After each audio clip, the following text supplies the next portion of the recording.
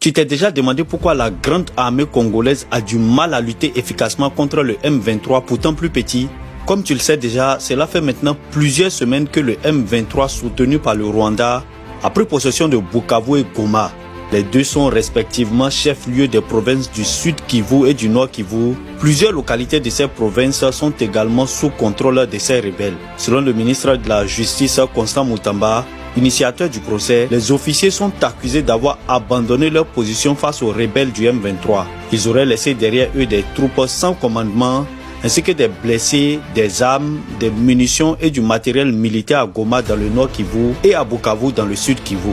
À la veille de la chute de Goma aux mains des rebelles, plusieurs généraux et officiers des forces armées de la République démocratique du Congo, FARDC, avaient quitté précipitamment la ville pour se réfugier à Bukavu, abandonnant ainsi leurs troupes. Sache tout d'abord qu'en 2023, le président Félix Tshisekedi avait plus que doublé les dépenses militaires, atteignant 794 millions de dollars américains.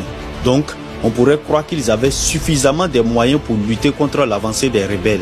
Alain Denevé, chercheur à l'Institut Royal Supérieur de Défense de Bruxelles, parle de corruption systématique pour expliquer le manque de motivation de certains soldats déployés dans l'est de la RDC.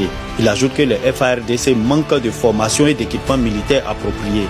Leur ennemi en face, le M23, est renforcé par l'armée rwandaise, ajoute Alain Denevé. Sharan Wons Passman, un autre expert, dénonce des recrutements basés sur la loyauté vis-à-vis du pouvoir et non la compétence. Il affirme aussi que des officiers s'enrichiraient par diverses méthodes.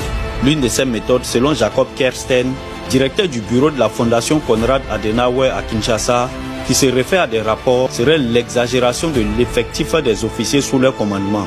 Ceci donc leur permettrait de recevoir plus de financement de Kinshasa. Plus grave encore, l'expert révèle que l'armée congolaise est parfois coordonnée par WhatsApp. Cela rend évidemment les orientations plus difficiles à comprendre et à mettre en pratique. Ces problèmes existent depuis les administrations antérieures de l'époque de Mobutu et de Kabila. Les ex-rebelles pouvaient ainsi être intégrés à l'armée à la suite de rébellions.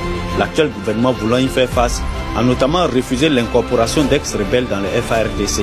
Le ministre de la Communication de la RDC, Patrick Mouyaya, a récemment déclaré que la RDC travaillait également sur la réforme de ses forces armées. Quel est ton avis sur la question?